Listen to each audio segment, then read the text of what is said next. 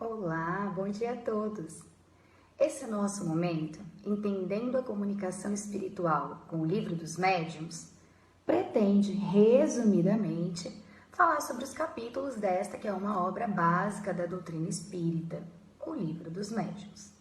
Esse vídeo é sobre o capítulo 28, intitulado Do Charlatanismo e do Embuste. Bom, nesse capítulo, os espíritos nos dizem que, como tudo pode se tornar objeto de exploração, também o espiritismo e a mediunidade podem, de acordo com o nível de evolução dos espíritos, se tornar motivo de exploração.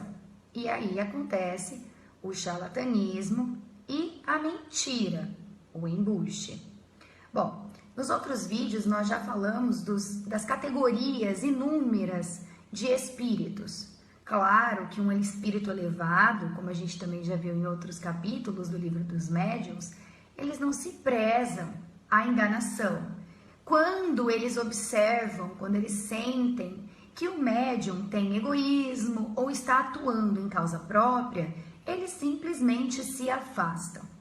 Os espíritos levianos, entretanto, eles gostam de se divertir às nossas custas. Então, eles ficam alimentando essa enganação por parte do médium. A gente precisa lembrar que um médium interesseiro não é só um médium que faz a leitura da sorte, por exemplo, por dinheiro. Não é só aquele que exige uma remuneração ou qualquer outra retribuição pela prática da comunicação espírita, mas também aqueles que têm ambições próprias, particulares, qualquer tipo de esperança pessoal na prática da mediunidade, também são considerados espíritos interesseiros, de forma que apenas espíritos levianos vão estar próximos a eles nas comunicações.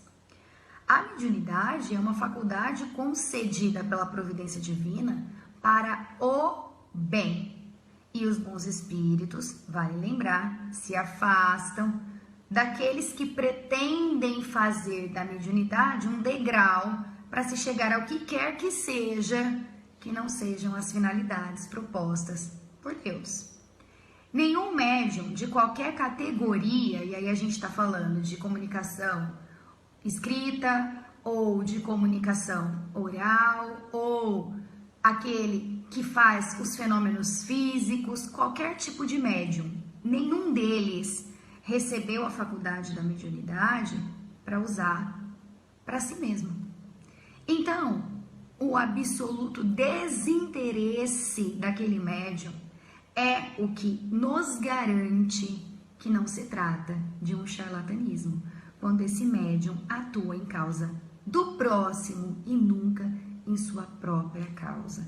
Quando ele age não por interesse próprio, mas pelo interesse de ajudar ao próximo. Então, a gente não está dizendo que um espírita não pode produzir uma obra e angariar fundos com ela para fazer o bem. O que os espíritos tentam nos dizer é que ele não vai vender a mediunidade dele em troca de fazer o seu próprio fundo monetário, né? A fim de angariar fundos para si mesmo, certo?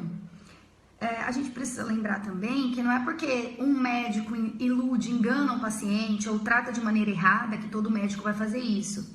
Não é porque um profissional faz o seu trabalho de maneira inadequada que todos os profissionais vão fazer.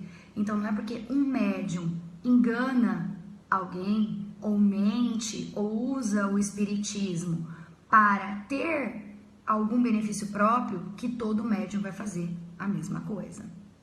Os espíritos repetem no final desse capítulo: a melhor garantia está na moralidade do médium e na ausência de interesses pessoais e materiais. Além disso, é muito mais fácil enganar uma pessoa que não tem conhecimento do que uma pessoa que conhece um pouco da doutrina espírita.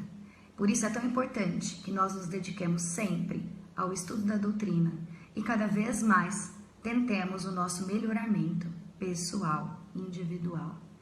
Que essa semana seja abençoada para todos nós e que nós consigamos ser um pouquinho melhores do que fomos na semana anterior. Uma boa semana a todos.